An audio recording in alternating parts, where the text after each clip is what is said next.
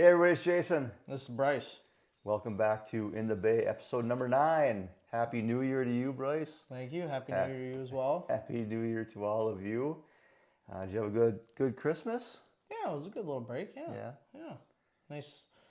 Cut. It was a little bit shorter trip than previous years, but that's what the early stages of early adulthood is, right? Having to get back to work Yeah. and Being low man on the totem pole. yeah. But I think next year will be a little bit better. Yeah, whereas I enjoyed the falling kind of in the middle. The kids had almost 2 weeks off of school and we had to spend a little bit of time in the UP, obviously. We went on a sleigh ride. It's become Yeah. I'm not a big traditions guy usually, but I've really started to like our yearly tradition of Yeah. going on a horse-drawn sleigh ride through the woods in the UP, the snow, and Yeah. it's always fun. The weather was beautiful. Yeah. It wasn't too cold. It wasn't windy at all. Yeah. Nice sunset that night too. Yeah, no, it's been the weather's been a little bit weird. It's been cold and it was hot and then it was cold and then a bunch of snow. Snow all went away. Pardon my French, but I hate this shit. I'm ready to go ice fishing, and all this water, this rain that we're getting, it's ruining the ice. And We went ice fishing last weekend. I was gonna go last weekend, but We I didn't. didn't. We didn't Didn't catch have any enough fish. time? Yeah. We didn't put any lines in the water either of those. Oh, But we smoked a turkey and we smoked a brisket, so that was good. That was all good. So nice. yeah, so back to work now, right? Yep. Back at it. New year, new me, Yeah, all that's that what everybody stuff. says. So we want to kind of talk about kind of the new year, new me, but a little bit differently. I had asked Bryce, as a technician, and I went on social media, and I also asked some people in Collision Repair Technicians United, as well as Body Women, a couple of groups that I'm in. Like, what would make your lives better as a technician in 2026 and beyond? And got some good reaction. Yeah. Got a lot of good input.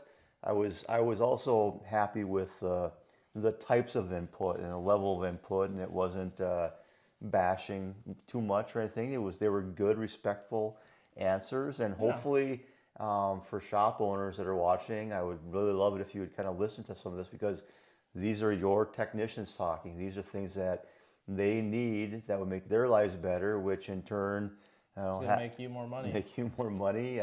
Happy technicians are more productive technicians, and so just kind of wanted to kind of go kind of kick that off. So the first thing, and this just happened purely coincidentally, by the way, there was no setup or anything else, but I had asked about what would make lives better, and literally the first response, there was some new equipment and more money, but he also said glue pull repair training, and so that prompted me, of course, to share with him, and now I want to share with you again a reminder that on January 22nd we will have Danny Hacker from Kiko in Back Bay, so not in the Bay, but in our private members-only Discord server, Back Bay. For those that are members of Back Bay, you'll get exclusive access to Danny. So one of the goals of Collision Pro Assist and one of the goals of Back Bay was to put technicians in contact with the subject matter experts that I've built over my career, from tool, equipment, product makers, vehicle manufacturers, and Danny happens to be one of those people. Now, Danny is one of the most recognized and most respected glue pull repair trainers literally in the world. Danny travels all across the country. Danny travels all around the world to teach technicians about glue pull repair. And if you're fortunate enough to see Danny, if he's in your area, that's great. However, the majority of technicians are either Danny's never going to be in their area, or they're just simply not going to afford the opportunity to meet Danny and to learn from him. So Danny's going to be in his studio. He's going to be doing live glue pull repair demonstrations and answering questions and fielding questions from collision repair technicians about why I want the glue stick, or what am I doing wrong, or how do I decide which tab, whatever the technicians want to know. Danny hopefully will be able to answer those questions. So this is the first in what's going to be many technician-specific, technician-driven educational programs Again, bringing subject matter experts to you in your living room, if you will. And so I'm incredibly excited about that. Now, if you're not a member of Back Bay, don't fret. Certainly, we'd love to have you join. Back Bay, become a Back Bay Pro member. But if you're not familiar with enough, you're not comfortable with it yet, sign up for our trial. I do offer a 30-day trial, no credit card required. You go get a Discord handle. You register through our wap.com/backbaytrial. Connect the two, and you've got access to Back Bay for 30 days. So if you join now, that'll be good for 30 days, which will cover obviously January 22nd, when Danny's going to be. So 7 p.m. Central Time, 8 p.m. Eastern Time, and 5 p.m. on the West Coast. Danny Hacker live in Back Bay, kicking off our proactive microlearning series with trainee education that's tailored to the technicians. This is designed by technicians for technicians, and we're bringing you the talent that you would otherwise potentially not have access to. So incredibly excited about that, and I really appreciate Kiko's support as well as Danny's support. And if you're a tool equipment provider and you want to help educate your customers or your potential customers, by all means, please reach out to me, jason@collisionproassist.com, and we will get you signed up for an evening session, just like we're going to do with Danny. So pretty excited about that. Yeah. So yeah, It'll be good. Yeah, it'll be good. It'll be great. And like I said, it was just happened to be a technician was asking for some training education. A couple people also said that they want some training as well. So that was good. So the other thing that was a pretty prominent theme that came out was around equipment. So updated equipment as well as maintenance on equipment. So regularly scheduled maintenance on equipment. So Bryce, let me ask you, do you at your shop have a maintenance program or a maintenance plan and process for just maintaining, measuring equipment, welders, spot welders, glue pull, whatever other equipment? Do you have a routine maintenance schedule? I'm not 100% sure on our car liner system. We have the car liner system at our shop. I'm not 100% sure on that. I haven't been at this shop long enough to see if someone comes out. But like for welders and our spot welders and all that, it's pretty much whenever it goes down, it's you break it, you got to fix it, and if you can't fix it, you got to get a hold of the rep. So it's usually how it goes. Now, how many of those problems do you think could be prevented with some routine maintenance from time to time? I'd probably say about half. It's a good portion of it, right? So, yeah. That was, I found that interesting that more than one person, more than a couple people, commented that they like to see better maintenance of equipment. And when it's no one's responsibility, it's no one's responsibility. When it's everyone's responsibility, it's still no one's responsibility. Yeah. Now, we had done, when I was at Collision Hub, we had put together some kind of SOPs for maintenance, as you can scan right on the equipment for like, hey, what should you do? Changing fluid, changing the coolant in the spot welders, changing contact tips, making sure shielding gas nozzles were clean. Like those types of things, they pay dividends. It's we always, to your point, we don't think about doing maintenance until something breaks down. And that's just not the way we want to do it, right? We don't drive our car until it dies. We change the oil from time to time on the car, right? So those types of things can go a long way. So again, if you're a technician, work with your shop management, work with your production manager, come up with some type of maintenance schedule. And if you need help, let me know. I'd be more than happy to help, put together something for you, which is something I do want to include in Back Bay. So again, this kind of prompted me as well. I'm going to build some tools for the Back Bay members to get that up there. So welder maintenance, just kind of things to look for. Booth maintenance. We talked about some of the booth maintenance around the SEMA, the filter exchange stuff from GFS that they've got. But yeah, maintenance is important. It helps. It keeps productivity moving. Broken equipment that's not running is not productive equipment, and then cars aren't getting fixed. So some of the responses, this I don't think this will shock anybody, was around employee benefits, more money, better insurance, Better retirement. better retirement, air conditioning in the shop, just things to make technicians' lives better.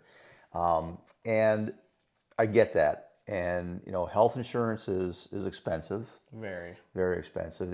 So you pay into health insurance, but your employer also spends a lot of money on health insurance on a regular basis. Yes. So health insurance is never fun to talk about. It's a huge expense to shops. But I think if we can invest again in our technicians and think about alternative ways. And so one company that's here in Green Bay, Packer Fasteners, they've got a program where they pay for their employees to go to like a local fitness group, and do some strength training or cardiovascular or whatever. I don't know. I'm not intimately familiar with the plan certainly, but it was an article that I read and posted in Back Bay.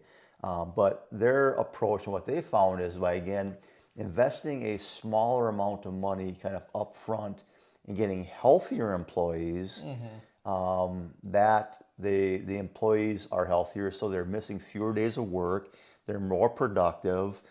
Ultimately, they're going to the doctor less, and so their health insurance premiums, I don't know if they necessarily come down, but they're not going up as quickly or as rapidly as perhaps other organizations that maybe don't have something like that and aren't taking care of their employees. Yeah. So I think that's something that as a shop owner is worth looking into. Some alternative ways to keep employees healthy.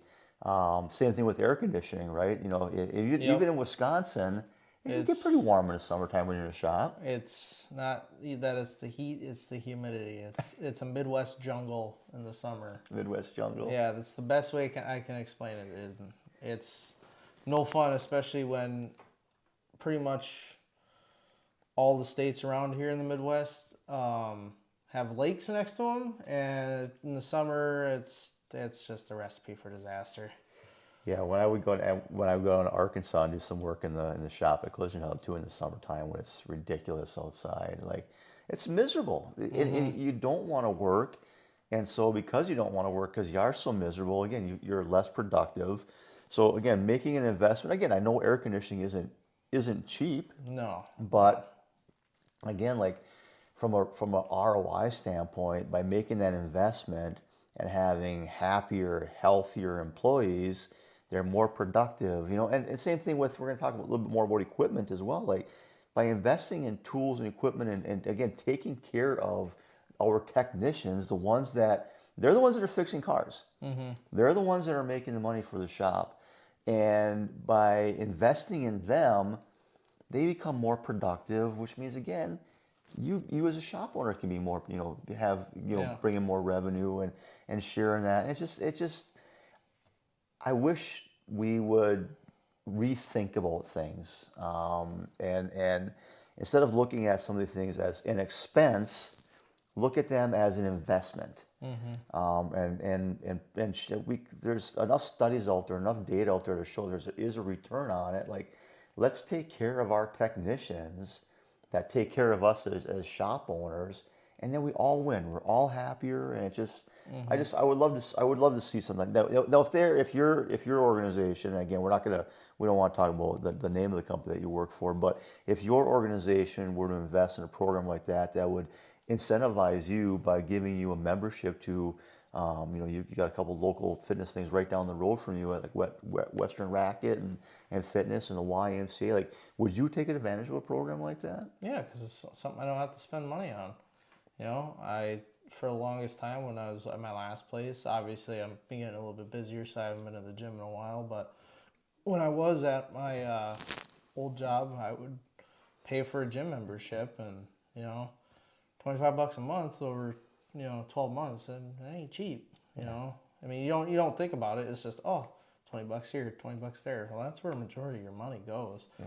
Just throwing money at subscriptions you don't even think about. Yeah. And I don't know. I mean, it would be nice because I'm not a mathematician, but it's a lot of money. It's a couple $100 a year you're saving, especially just even Planet Fitness. And I know more gyms are even more expensive. Yeah. Like when you get to like the less corporate gyms and stuff, the more local gyms, they're running more towards like $75, $80 a month. You know, if you want to use the sauna and all the other fancy shit they got. So, it gets to be a lot of money. It is a lot of money. And again, it takes money to operate those places as well. But I just think that, again, if we were to better invest in our technicians, and if they're healthier and they're happier and they go, my organization cares about me, or cares about my health. And again, even if it is because they care about your health because they want you in working more often, so be it. But at least you're getting healthier in the process. Right. And ultimately, if you get injured at work, or again, if you don't take care of yourself and your body breaks down over time, you're not productive, and then you're not good to any employer, and you're not good to yourself and your family. And it's just no way to live. And I want technicians to take better care of themselves and be in a better position. And again, that's what I want to do with Collision Pro Assist and Back Bay is, build a place for technicians to learn and to grow and to just live healthy lifestyles and be happy. So yeah. Well, cool. So another one. So this is kind of in the same realm of benefits, but that came up in a couple of responses, was around kind of nepotism. Showing favoritism towards a technician that's a friend of a production manager or a family member. And again, I get it, right? I mean, I've got you on the show, right? Like, I don't have another technician on here, but that's for different reasons, right? It's just, I just want to have the young technician, the old technician, kind of have a conversation here. But in a production shop, again, if you're giving all the good jobs to your buddy, that's a morale killer, I think, probably. And it was a very big thing at my last shop I worked at. Even before the manager switch, you could definitely tell who was favorites. Really? Oh yeah. Yep, you could definitely tell. I would say it got better once new ownership got there, but I'd probably say 6 months after new ownership, it went right back to the way it was. And that's a shame, because again, even as that production person, that's responsible for it, like, in the long run, that doesn't do you any good. Mm-hmm. That's just going to hurt you and your career and your credibility. Well, it also didn't help that we didn't have a production person for, I'd say, that last 6 months that I was working there, because they had left to go to another shop, and then it was just the body shop manager running it. So obviously, it got worse. Yeah, and then before new ownership, we never had a production manager. It was just the body shop manager, and that was who we gave work to. You go ask them, and he'd bring you something out. Well, that's unfortunate. Yeah. I mean, it is what it is. But again, I get it. It happens. It happens everywhere, and it is unfortunate. And I wish it didn't happen, and I would love to see it not happen. But I reckon that's probably. And again, that's not necessarily on the top of my list. So I think there's a lot of other things that I would put before that. But it certainly can be a nuisance at best for a technician, I think. Okay. What's the next one? Oh, OEM information.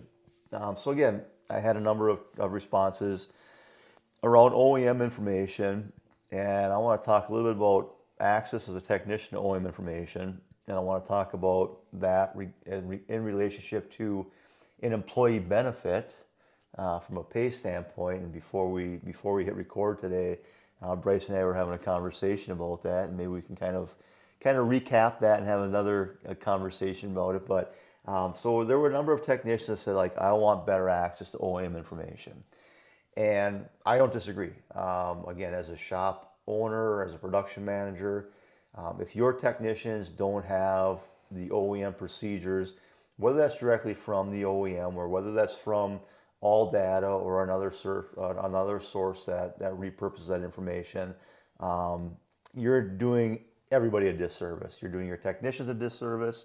You're doing you as a production manager or shop owner a disservice.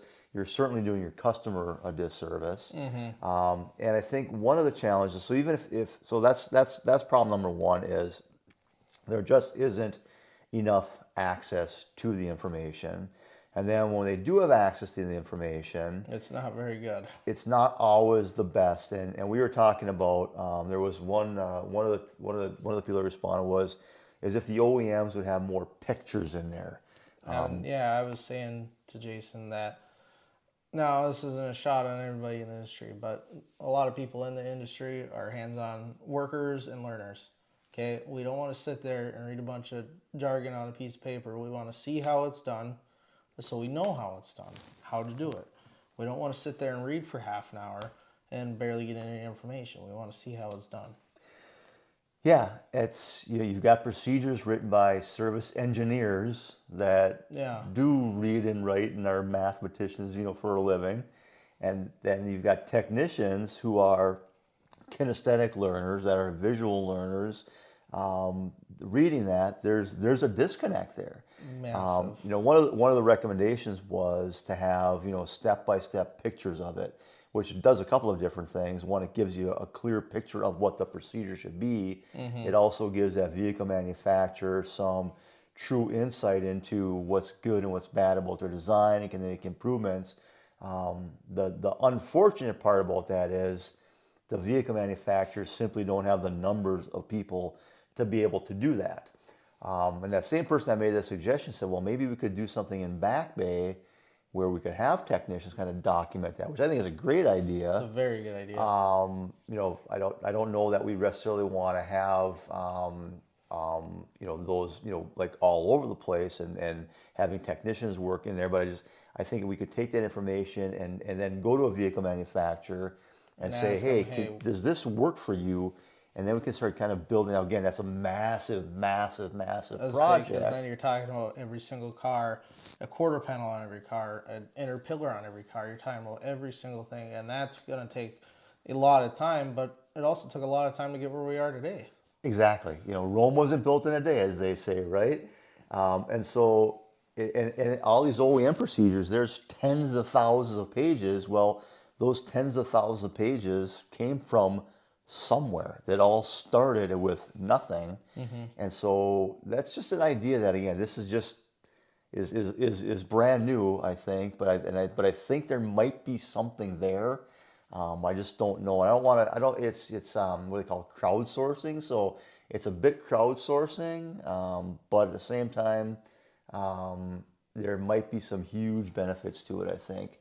Or even when we run into a problem, when we get inquiries in Back Bay, as far as like, hey, I'm working on this and I ran into this problem, even if we just start by documenting that, common problems, sharing that with the vehicle manufacturer, that might be a great kind of kickoff and way to start it. So they can kind of fill in blank areas that we kind of just like, I don't know what to do. Right. So we're gonna wing it.